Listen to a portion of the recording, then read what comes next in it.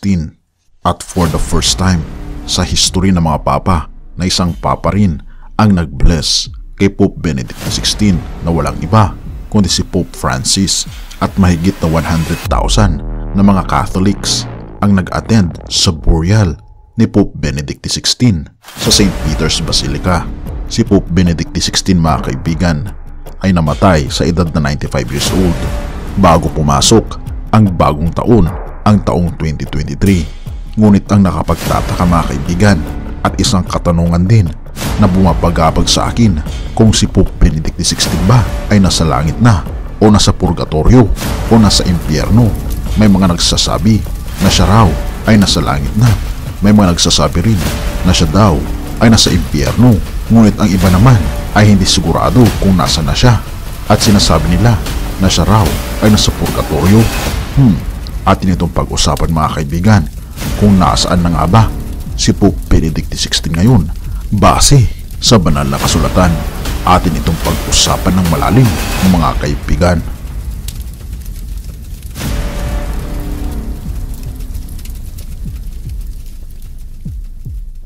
Ang Roman Catholic Church ay pinanghahawakan na ang mga tao ay ayaw pang mamatay dahil ayaw pa nila na pumunta sa impyerno, at ang iba naman ay ayaw talaga nilang pumunta sa langit, kaya naka-mindset na hindi dapat paghandaan ang kamatayan dahil meron namang tinatawag na purgatory na kung saan dito pinipurge o linilinis ang mga kasalanan ng mga nahimlay daw sa kamatayan.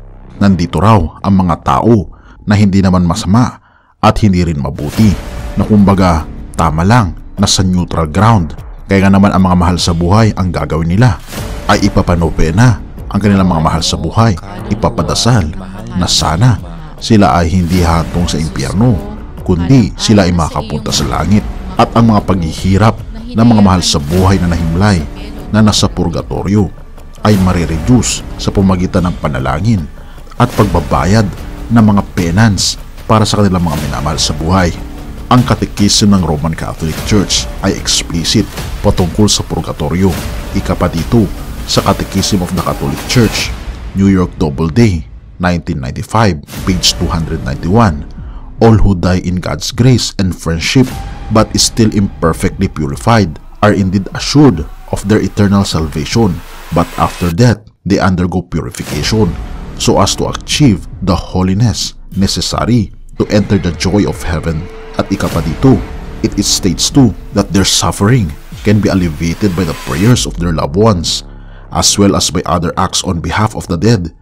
The Church also commends almsgiving, indulgences, and works of penance undertaken on behalf of the dead. Ito pa ang sabi sa Catechism of the Catholic Church, page 291.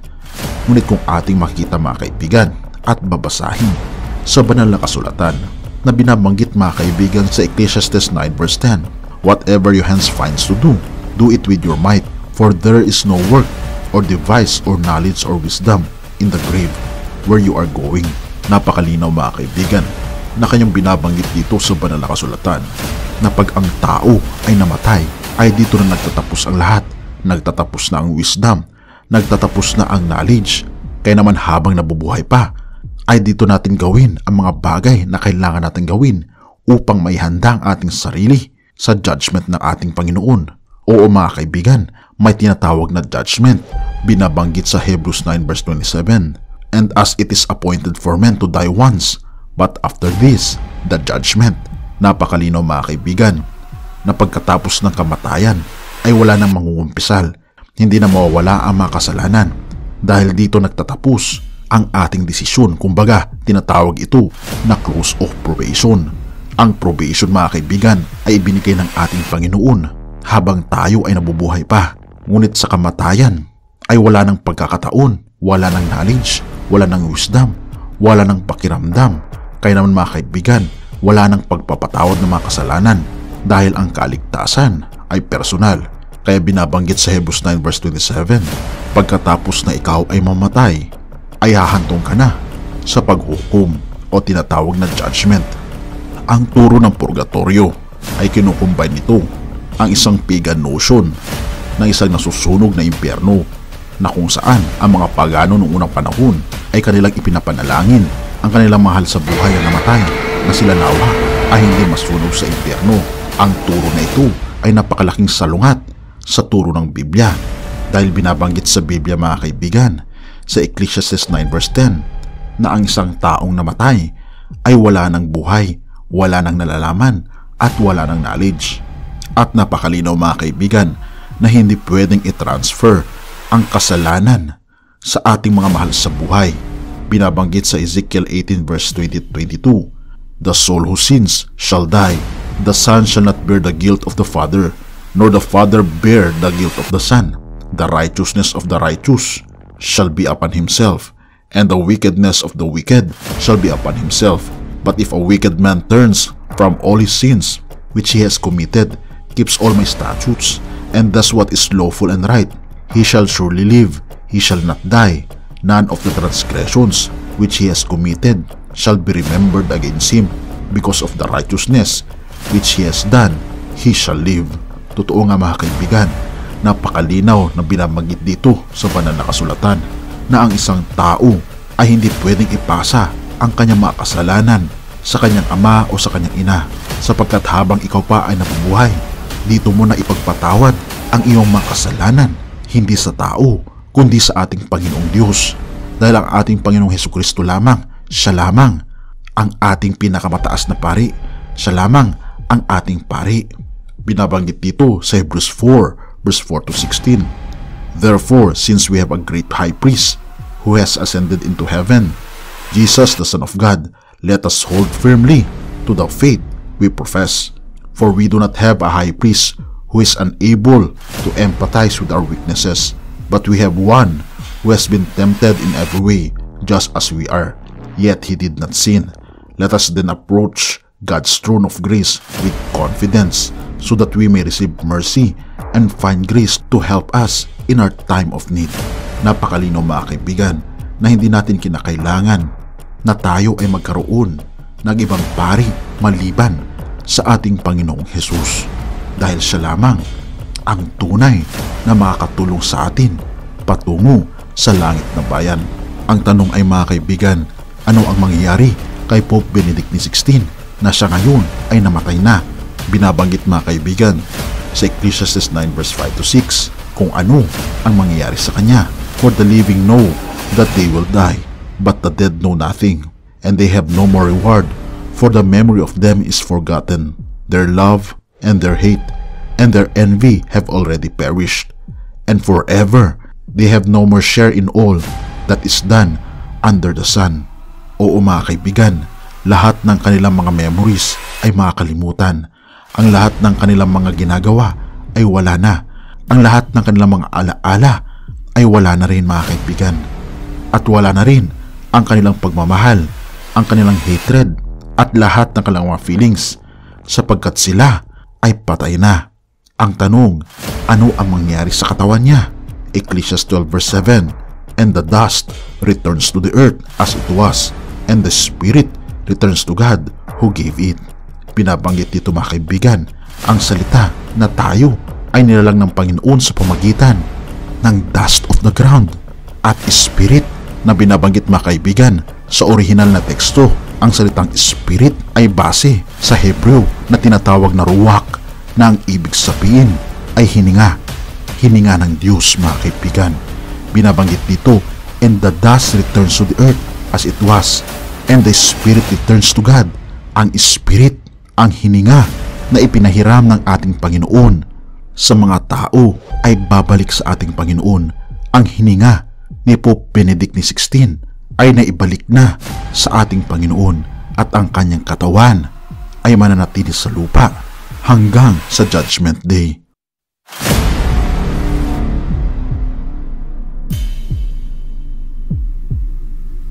Isang basihan mga kaibigan na ang spirit ay hininga ay mababasa natin sa Job 27 verse 3, "As long as my breath is in me, and the Spirit of God is in my nostrils." Ang hininga, ang spirit, ang ruwak, ito ang hininga ng ating Panginoon na ipinahiram niya sa atin. At bakit nga ba mga kaibigan nagkakaroon ng kamatayan? Dahil binabanggit sa Romans 6 verse 23, "For the wages of sin is death, but the free gift of God is eternal life in Christ Jesus our Lord." Oo mga kaibigan, ang kamatayan ay resulta ng kasalanan. Dahil noong unang panahon, nagkasala na ang ating mga magulang na si Adan at si Eva. Ngunit tayo ay nagpapasalamat sa ating Panginoong Hesus nang dahil sa Kanya ay meron tayong pagkakataon ng buhay na walang hanggan. Oo mga kaibigan, may buhay na walang hanggan kasama ng ating Panginoong Hesus. Dahil binabanggit mga kaibigan sa 1 Thessalonians 4 verse 16 to 17, "For the Lord Himself will descend from heaven with a cry of command, with the voice of an archangel, and with the sound of the trumpet of God, and the dead in Christ will rise first.